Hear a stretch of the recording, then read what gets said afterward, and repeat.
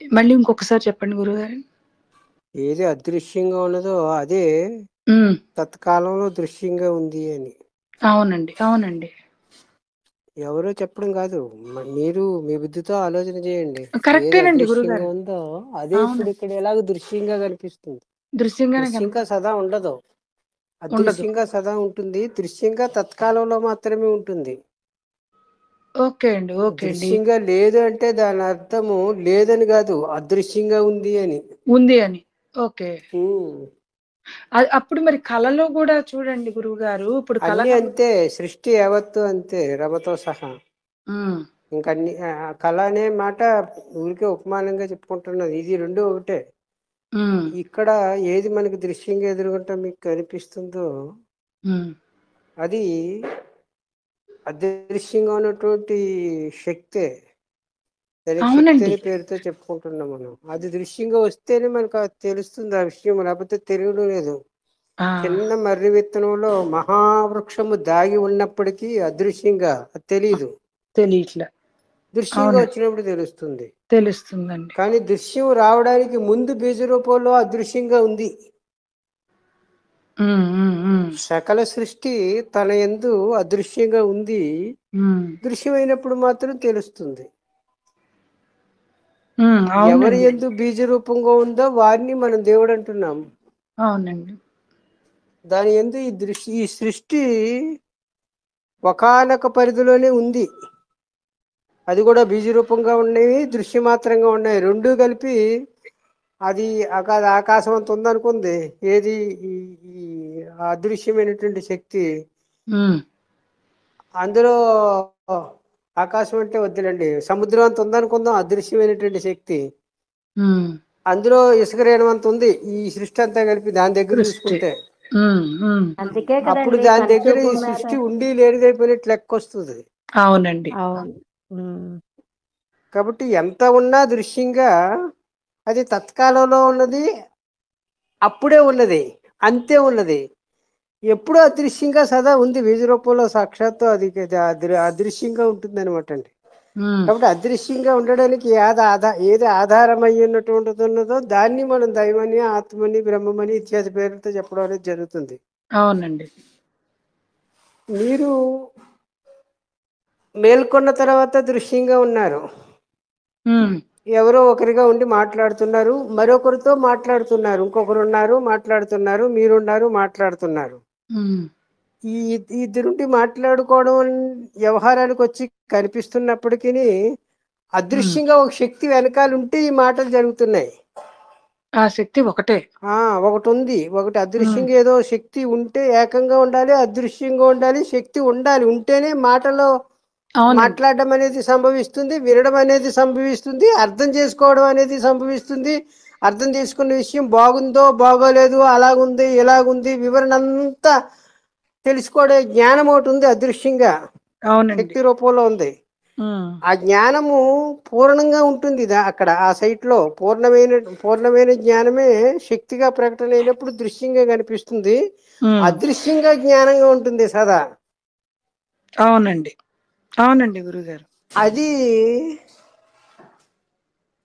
ఆ జ్ఞానం లేకుండా దృశ్యమైనటువంటి జగత్తు అసలు ప్రకటనకి రానే రాదు. అవునండి, అవునండి గురుగారు. దృశ్యమానంగా ప్రకటనకు వచ్చినటువంటి జగత్ అంతా కూడా ఉమ్, తత్కాలంలో మాత్రమే దృశ్యంగా ఉంటుంది, ఎప్పటికప్పుడు మారిపోతుంది అనేది మీ అనుభవం కూడా చెప్తుంది. ఉమ్. ఎవరో చెప్పడం కాదు, ఎవరో అవునండి. చెప్పారు ఊరికే. అంటే మీరు చెప్పిన దానికి ఇప్పుడు మనకు అనుభవం. అది ఎలా ఉంటుందంటే ఎవరో చెప్పబడిన మాటలు ఉమ్, ఆ మీకు మీ దగ్గర ఉన్నటువంటి జవాబు సరిపోయిందో లేదో అని చెప్పేసి డిక్షనరీ పైన పక్కకి వెళ్ళి చూసుకోవడం ఆడతాడండి గైడ్లోని. అంటే ఇప్పుడు అంతవరకే. కాదు, అనుభవంకి ఆ, వచ్చే మీ అనుభవం దగ్గర ఒక వల్లే మనకి అనుభవం ఉందండి, సంతోషం అది అనిపిస్తుంది. సరిపోయిందే లేదో అని మళ్ళీ ఆ, గైడ్లోకి వెళ్ళి చూసుకుంటారు. ఆన్సర్ కరెక్ట్గానే ఉంది అయితే అందుకే, పర్వాలేదు అని చెప్పేసి అందుకని. నిర్ణయించుకోవడానికి అన్నాడు, అంటే కన్ఫర్మ్ చేసుకోవడానికే అవునండి, అవును గైడెన్స్. గురుగారు. అవునండి. అంతేగాని మీ దగ్గర లేనిది ఎవరు తెచ్చి ఇవ్వడం లేదు, కానీ పెట్టడం కానీ అసలు అసంభవం, కుదరదు. వీలు ఆ, పడదండి. కుదరదండి, కుదరదు. కుదరదు. అసలు కుదరదండి అది. కాబట్టి అదృశ్యమైనటువంటి శక్తిగా సదా ఉన్నారు మీరు, అదృశ్యమైనటువంటి తత్వముగా అని చెప్పుకోవాలి. అవునండి, దృశ్యమైనటువంటి జగత్తుగా ఇప్పుడు ఇక్కడ ఇలా. అవునండి. ఆ అనుభూతి, అనుభవం అనేది నా దగ్గర ఉండబట్టే అది గుర్తించడం జరుగుతుంది కదా గురువుగారు. నా దగ్గర అంటే రమ కాదు. గుర్తింపబడే దాని వైపుకి వచ్చేస్తే మీరు కూడా పరిమితం అయిపోతారు. ఆ ఎందుకంటే దృశ్యమానమైనటువంటి జగత్తులోకి వచ్చేసారు కాబట్టి మీరు అపరిమితమే. అదృశ్యమైన శక్తిగా పరిమితమే మీరు ఉన్నప్పుడు ఆధారమై ఉంది ఆ గురువుగారు. ఉన్నప్పుడు మీరు అపరిమితంగానే ఉన్నారు. దృశ్యమానం వైపుకి వచ్చేస్తే తత్కాలంలో ఉన్న వారిగా లెక్కకు వచ్చేస్తారు మీరు కూడా. మీరు రమగా ఉన్నారనుకోండి, తత్కాలంగా ఉన్నవారు. రమగా ఉన్నప్పటికీ రమకు ఆధారమైన తత్వంగా మీరుంటే సదా అదృశ్యంగానే ఉండి దృశ్యమైనటువంటి జగత్తుని తత్కాలం చూస్తున్నట్టు అనమాట అండి, సాక్షిగా ఉండి. అప్పుడు ఎలాగున్నా ఏమున్నా ఆ గొడవే ఉండదండి, హాయిగా ఉంటుంది. ఎందుకని? హాయే మీ స్వరూపం కాబట్టి ఇప్పుడు ఉంటుంది అక్కడ. ఇక్కడ ఉండదు, దృశ్యంలో ఉండదు. దృశ్యంలో ఎందుకు ఉండదంటే తత్కాలంలో ఏది ఉంటే అదే ఉంటుంది దృశ్యంలో. ఇప్పుడు హాయే నా స్వరూపం కాబట్టి ఇప్పుడు ఇటువంటివన్నీ వినటం జరిగినప్పుడు అనేది కలుగుతుందండి. మరి వినడం అనేది మీరు గైడెన్స్, మీ దగ్గర ఉన్న అనుభవం సరిపోయింది చూసుకోవడం, అంతవరకే. ఇంతకు మించి దానివల్ల ఉపయోగం ఏమి ఉండదు మీకు. సరే, ఉపయోగం లేదు. అయిపోయింది, గురువు గారు చెప్పారు, సరిపోయింది మీ దగ్గర ఉన్న అనుభవానికి, ఓకే అయిపోయింది అంతే. ఇంకా తర్వాత దాన్ని తోసేయాలి, దృశ్యమానమైన జగత్తుతో లెక్కల్లో తోసేయాలి. ఎందుకంటే రమణే దృశ్యమానమైన జగత్తులోకి తోసేయమని కదా చెప్తుంటుంది. అవునండి, అవునండి, అవునండి. గురువు హక్కు లేదు కదా రమకి. మీరు అప్పుడు మాత్రం మీరు అడంగా సాక్షిగా ఉంటారు. రమ కూడా దృశ్యమానమైన జగత్తులో భాగమే. మీరు ఇప్పుడు ఇన్ని మాట్లాడుతున్న మీరే ఒక కునుకు పట్టిన తర్వాత జగత్తుగా ఉండడం లేదు, దృశ్యమానమైన జగత్తులో భాగంగా ఉండడం లేదు. మీరు ఉండట్లేదు, అదృశ్యమైనటువంటి శక్తిగా ఉంటున్నారు అప్పుడు. అవునండి. కునుకు పట్టిన తర్వాత మీరు లేరా, ఎటు ఏమైనా అయిపోయారా? అదృశ్యమైన అయిపోయారు అంటే అదృశ్యంగా లేరంతే మీరు. అంతే అండి, అదృశ్యమైన దాంట్లోనే అదృశ్యమైన తత్వంగా మీరు ఉన్నారు. ఆ విషయం ఎవరు మీకు ప్రూఫ్ చేయవలసిన అవసరం లేదు, మీకే తెలుసు ఆ విషయం. అందుకనే మీరు అదృశ్యమైనటువంటి సైట్కి పోవడానికి సన్నిహితులు అవుతున్నారు, నిద్రపోవడానికి. అంటే అదృశ్యమైన తత్వంగా ఉండటం కొరకు. దృశ్యమైన జగత్తుగా మీరే ఉండడం లేదు, కాసేపు ఉంటే వదిలేసిపోతున్నారు. అప్పుడు ఈ మేలుకున్న తర్వాత కూడా అలా అదృశ్య శక్తిగా ఉండి చూడటం జరుగుతుందండి. అప్పుడు కదా ఇది అదే చూస్తుంది, చూస్తుంది. అదే చూడడం అనేది సంభవిస్తుంది అంటేనే, సాక్షి అనే తత్వం ఉంటేనే చూడడం అనేది సంభవిస్తుంది. చూడబడేది ఏర్పడినప్పుడు. చూడబడేది దృశ్యమానమైన జగత్తు అని చెప్పేసుకున్నాం కదా ఇప్పుడు. అవునండి. ఎవరు చూస్తున్నారు ఈ జగత్తుని? అదృశ్యమైనటువంటి శక్తే చూస్తుంది. అవునండి, అవునండి. దానికే చూస్తున్నప్పుడు సాక్షి అని పేరు. అవునండి. ఆ చూపు ఉపసంహరించుకున్నప్పుడు కేవల సాక్షి తత్వంగా ఉంటుంది. అదే మీ గాఢ నిద్ర అనుభవం. అవునండి, గాఢ నిద్ర అనుభవము. అనుభవం. గాఢ నిద్ర అనేది ఈ వైపుకి వచ్చి చెప్పుకున్న పేరు. అదేంటో మీకు తెలియదు కాబట్టి గాఢ నిద్ర అని పేరు పెట్టారు. కానీ మీరు ఉన్నారనే ఉనికి అక్కడే తెలియబడుతుంది, అనుభవంగానే ఉంది. కానీ ఇక్కడ కన్ఫర్మ్ చేసుకోవాల్సింది దేని గురించి కన్ఫర్మ్ చేసుకోవాలి? ఇంతకు ముందు మనం చెప్పుకున్నాం, మీరు అదృశ్య రూపంలో గాఢ నిద్రలో ఉన్న తత్వంగా మీరు ఉన్నప్పుడు, అంటే దృశ్యమానమైన జగత్తుగా మీరు లేని సమయమునందు ఎంత సమయం ఉన్నదనేటి లెక్క ఏంటి, ప్రూఫ్ ఏంటి దానికి? మళ్ళా మేల్కొన్న తర్వాత మళ్ళా దృశ్యమైన జగత్తులోకి మీరు ఏర్పడిన తర్వాత నిన్నటి లేక అంతకు ముందు ఉన్న జ్ఞాపకాన్ని గుర్తుకు తెచ్చుకుని ఇన్ని గంటలు నిద్రపోతున్నానని చెప్పడం వీలు పడింది. కానీ యుగాల పర్యంతం మీరు నిద్రలో ఉండి ఇప్పుడే మేల్కొనొచ్చు కదా. ఒకసారి లెక్కను తుడిచి చూడండి. అవును గురువు గారు, నిన్న చెప్పుకున్నాం, మొన్నప్పుడు చెప్పుకున్నాం. ఒకసారి సరిపోయి చూడండి మీ గతాన్ని. మీరు ఇప్పుడే సృష్టిలోకి ఎంట్రన్స్ అయినట్టు లెక్క వస్తుంది. అంటే దృశ్యమానమైన జగత్తుగా ఇప్పుడే మీరు చూచేవారుగా మీరున్నారు, చూడబడే జగత్తుగా మీరే ఉన్నారు, చూస్తున్నారు. అవునండి. అంటే నిన్నటిది ఇంతకు ముందు మీరు సాక్షిగా ఉన్నప్పుడు మాత్రమే చూచేవారిగా మీరున్నప్పుడు మాత్రమే మీచే చూడబడేది మీరే అనేది స్వానుభవంగా మారుకుంటుంది. అప్పుడు దాకా అది స్వానుభవంగా ఉండదు. ఎందుకంటే మీచే చూడబడేదానికి ఒక్కదానికి మాత్రమే మీరు పరిమితమై ఉన్నారు కాబట్టి ఆ ఒక్కటి మీరే అనుభవం అర్థం. మళ్ళా మీకు మీచే చూడబడే దాంట్లో ఉమ్, రమ కూడా ఒకరు. ఆ రమనే ఒక దేహంతో మీరు కనెక్ట్ అయి ఉండడం చేత మీచే చూడబడుతున్నప్పటికీ ఆ దేహం మొత్తం కలిపి నేననే అనుభవం మీకు ఉంది కదా. ఆ, కారణమేమి? మీచే చూడబడేది మీదే మీరే కాబట్టి. ఆ, మీచే చూడబడే దృశ్యమానమైన జగత్తులో ఒకానొక ఉపాధిగా ఉన్న మీరు ఉమ్, మిమ్మల్ని నేనని అనుభవిస్తున్నారు. నేనుగానే ఉన్నారు ఒకరిగా, ఇడివడి లేరు, అవునండి, నగసిక పరిమితిని చూసి. పర్యంతం వ్యాపించి. ఉమ్, కాబట్టి మీచే చూడబడే తత్వము ఏదైతే ఉన్నదో దృశ్యమానమైన జగత్తు మీదే మీరే అనే అనుభవానికి మీ ఉపాధి సాక్ష్యం.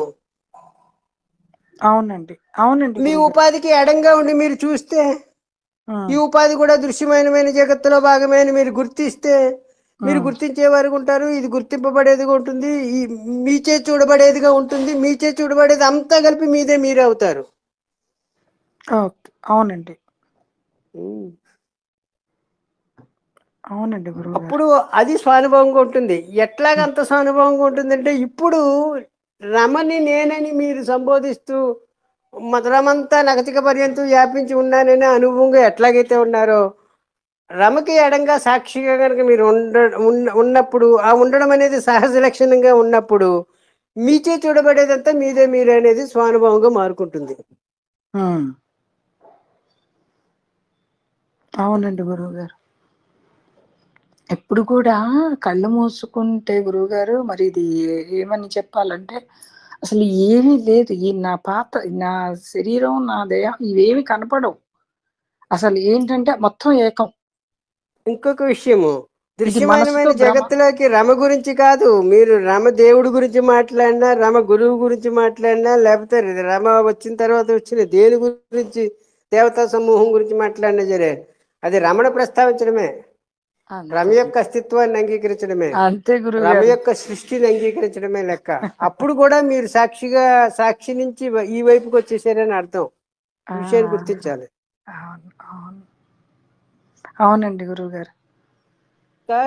ఈ దాంట్లో ఉన్నటువంటి ఇది చెబుతున్నాను అనమాట.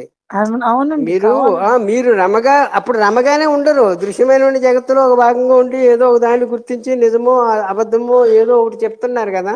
ఉమ్, అప్పుడు ఉమ్. కూడా మీరు దృశ్యమానమైనటువంటి జగత్తులోకి వచ్చేసారనే అర్థము. అంతే అండి మీరు గురువుగారు. సాక్షిగా ఉండడం లేదని అర్థం. సాక్షిగా ఉంటే సాక్ష్యం అంతా సాక్షిదే. సాక్ష్యం అంతా సాక్షిది, అవునండి. సాక్షిదే. ఇంక ప్రత్యేకించి ఏందో అప్పుడు వారు కొత్తగా ఏదో చెప్తున్నట్టు, లేకపోతే గురువు గారు ఏదో ఎంత గొప్ప విషయాలు చెప్తున్నప్పటికీ కూడా మీ స్వానుభవానికి లెక్కల్లోకి వచ్చేస్తాయి అనమాట అండి. వచ్చేసేది మీదే మీదే, మీ విషయంగానే ఉంటుంది, మీరు చెప్పేదిగానే ఉంటుంది. వ్యవహారానికి వచ్చి నామరూపాత్మకమైనటువంటి జగత్తుని పలానా పేర్లతో సంబోధిస్తున్నామే కానీ ఉమ్, ఉనికిగా చూసుకుంటే ఒకే తత్వము కదా ఒకే ఉంది. తత్వం అండి, ఒకే తత్వం అండి. జ్ఞానంగా చూసుకుంటే ఒకే తత్వము కదా ఉంది. అవునండి, శక్తిగా చూసుకుంటే ఒకే తత్వము కదా ఉంది. ప్రాణంగా చూసుకుంటే ఒకే తత్వము కదా ఉంది. అవునండి, ఆ, శ్వాసగా చూసుకుంటే ఒకే తత్వము కదా ఒకే ఉంది. తత్వం, ఒకటే రెండు అండి. లేవు. ఉమ్, దృశ్యమానమైనటువంటి వ్యవహారంలోకి వచ్చి మాట్లాడుకునేటప్పుడు ఇన్ని పరణ విధాలు. పేరు పరణ పేరు పరణ పరణ పరణ పరణ పరణ అనే మాటలు వస్తున్నాయి వ్యవహారానికి నామం, వచ్చి. నామము రూపం అండి. అంతే. దానికి ఆధారంగా ఉన్న శక్తిగా చూసుకుంటే అది మీరే అవుతున్నారు. ఉమ్, అవునండి. అంటే రమ రమతో చూస్తే మాత్రం అది కాదండి, పరిమితం అయిపోయింది ఇంక అక్కడ. అక్కడి నుంచి రమ ద్వారా అంటే దృశ్యమే కనపడుతుంది కదా గురువు గారు.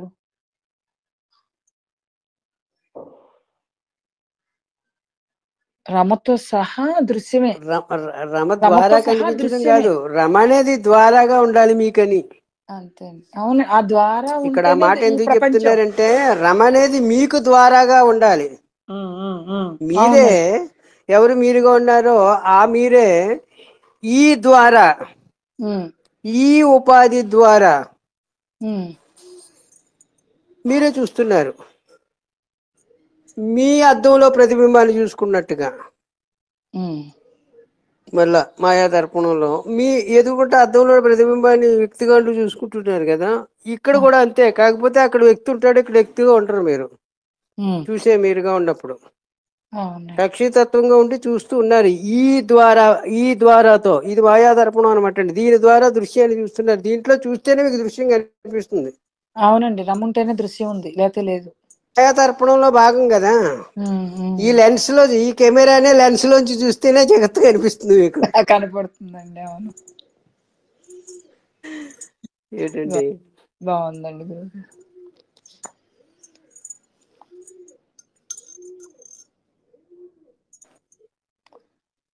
చెప్పండి, ఏమన్నా అడుగుతారా?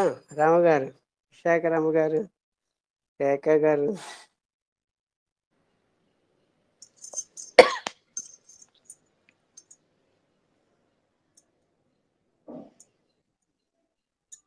ఇది ద్వారా మాత్రమే తనకి అని గుర్తిస్తే మీరు గుర్తించేవారుగా ఉంటారు. ఇది ద్వారాగా ఉంటుంది. ఏది ఉంటే అది కనిపిస్తుంది అంతే. అవునండి గురుగారు. ఈ కెమెరా పట్టుకోకుండా మీరుంటే మీరు కనిపించరు, మీ దృశ్యము కనిపించదు. అప్పుడు మీరు ఉంటారు, కానీ మీరు అవునండి. ఉన్నారనే మీ ఉనికి గుర్తించడానికి మాకు దృశ్యంలో భాగంగా ఉన్న వారికి ఆధారాలు ఉండవు అనమాట అండి. కెమెరా ఉండాలి. కెమెరామెన్ కనిపించడు, కెమెరా ఒకటే కనపడుతుంటుంది. అవునండి. ఈ ద్వారాగా ఉన్నదాన్ని కెమెరాని పేరు పెట్టుకున్నామండి. ఈ కెమెరామెన్ కెమెరా కనపడుతుంటది, కెమెరామెన్ కనిపించడు ఇక్కడ. కనిపించదు, అదృశ్యం. కానీ కెమెరామెన్ లేకుండా కెమెరా పనిచేయదు. కెమెరా పని చేయకపోతే ఆ కెమెరాకి ఎదురుగా ఉన్న దృశ్యం ఫోటోలు. ఏర్పడదు, కనిపించదు, లేదు, అసలు లేదు, ఉండదు. ఓకే ఓకే అండి. నన్ను నేనే చూడలేదు ఇప్పుడు వరకు, నన్ను మీరెట్లా చూస్తారు అంటున్నారు గురుగారు. మిమ్మల్ని మీరే చూడలేదు ఇప్పుడు వరకు, మిమ్మల్ని నేను ఎట్లా చూస్తాను? కాబట్టి దృష్టిలోకి వచ్చేస్తే అది పరిస్థితి ఎవరికైనప్పటికీ. గురువు గారు మిమ్మల్ని మీరే చూడడం కుదరని పరిస్థితి దృశ్యంలోకి వచ్చేస్తే. కాదు గురువు గారు. సాక్షిగా ఉంటే మీరొక్కరే ఉంటారు, చూడడానికి అన్యం ఏమీ ఉండదు అక్కడ. ఇంకో విషయం, సాక్షిగా ఉండడం అంటే ఆకాశతత్వంగా ఉండడం అని. మిమ్మల్ని మీరు చూచేవారుగా ఉండాలంటే ఎడమైపోతున్నారు అనమాట అండి. ఈ దేహం అనే అదే నేను ఎలా చూస్తాననే ప్రశ్న రమకు కదా వస్తుంది, తనకు రాదు. తానే చూస్తుంది ఇప్పుడు కూడా. ఇప్పుడు కూడా తానే చూస్తుంది, రమ కాదు. రమ నేను చూస్తున్నాను, రమ చూస్తున్నా నేను అనుకుంటుంది కాబట్టి నేను అలా చూస్తున్నాను అంటున్నారు. అందుకే నన్ను నేనే చూడడం కుదరలేదు, నన్ను మీరు ఎట్లా చూస్తారని చెప్పారంటే తనను తాను చూడడం కుదరదు. ఎందుకంటే ఆకాశం ఒక్కటే ఉంటే ఆకాశాన్ని ఆకాశం ఎట్లా చూసుకుంటుంది? ఆకాశంలో ఉన్న వాటిని చూడడం కుదురుతుంది. ఆకాశంలో ఉన్న వాటిని ఆకాశమే చూస్తుంది. అది కూడా ఆకాశంలో ఉన్నవే ఆకాశాన్ని చూడడం కాదు. చూడండి, మాట కొంచెం తేడాగా ఉంది. ఆకాశంలో రమ అది. అవునండి, రమ ఆకాశంలో ఉన్న వాటిని ఆకాశమే చూస్తుంది, కానీ ఆకాశంలో ఉన్న వస్తువులు ఆకాశాన్ని చూడటం లేదు. ఇవి జడము, దీనికి ఆ సత్తా లేదు. ఆ సత్తా ఉన్నది జ్ఞానమునకే. అవునండి, జ్ఞానమే చూస్తుంది.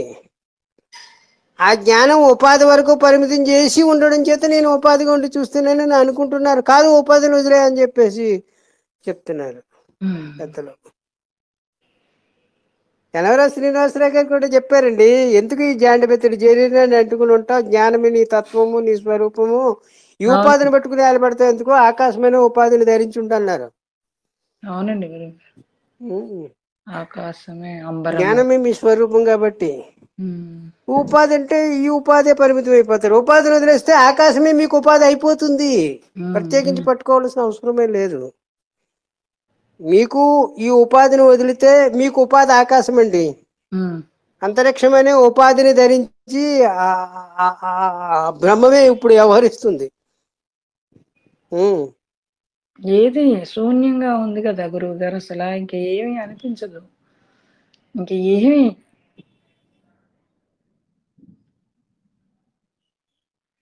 ఆ మనసు పూర్ణ అంటారా అలా, ఏమి అంత ఏకం లేదనేది కూడా ఈ వైపుకి వచ్చి చెప్పుకున్నమాట. అంటే మాటకి చెప్పటానికి అక్కడ ఏం కనిపించడం లేదు కదా, మరి వస్తువులాగా ఏం కనిపించడం లేదు, పదార్థంలాగా ఏం కనిపించడం లేదు, ఏ అనుభవం కనిపించడం లేదు, కానీ శక్తి ఉంది. లేకపోతే ఎలా జరుగుతున్నాయి మాటలు, ఎలా జరుగుతున్నాయి, మాటలు ఎలా జరుగుతున్నాయి, దేని బలం వల్ల ఎలా వచ్చింది బయటకు మీకు? వచ్చింది? భుజమము ఉండాలి, బలమము ఉంది మీ దగ్గర. మీ బలాన్ని చూపించాలంటే భుజం ఉండాలి కదా అన్నారు. అట్లా భుజం అన్నమాట సృష్టి. వాడికి బలం తెలుస్తుంది. మాట్లాడుతున్నారు, వింటున్నారు, వాడు బలాన్ని చూపించుకుంటున్నాడు.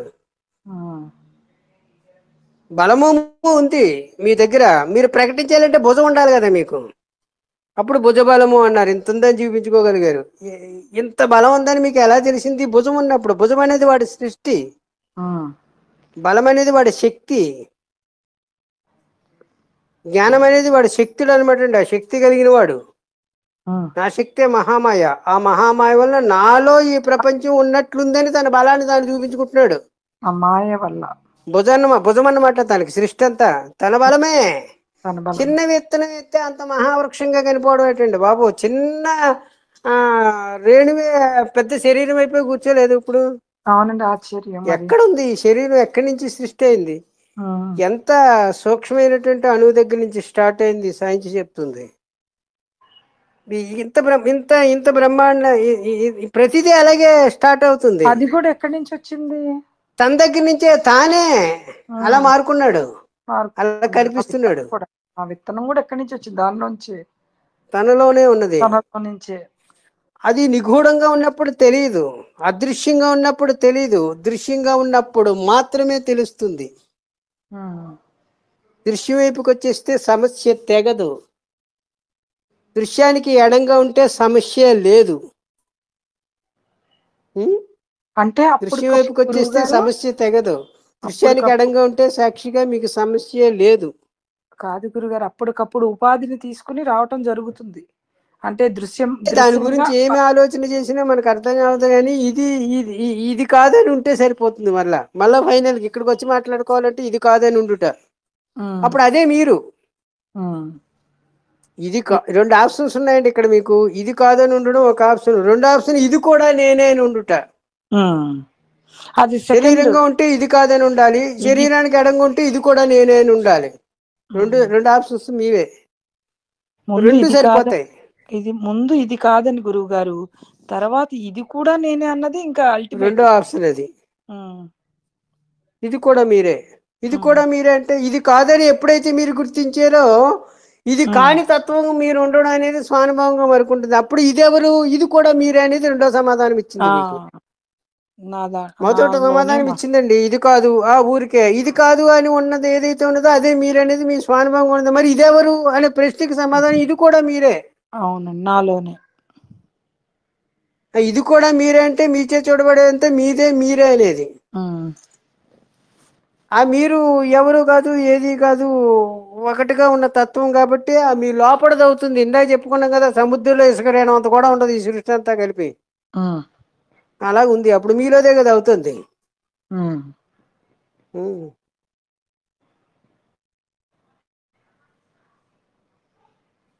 కానీ గురువుగారు, అనంతమైన ఈ శక్తిలో అసలు శాస్త్రవాక్యం కూడా ఉంది.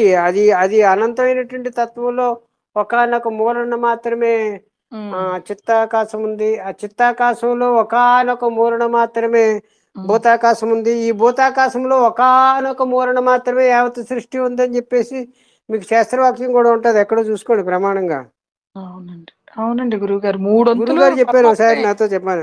గురుగారు ఈ విషయం నాతో చెప్పారు డైరెక్ట్ గా. మూడొంతులు పరమాత్మే.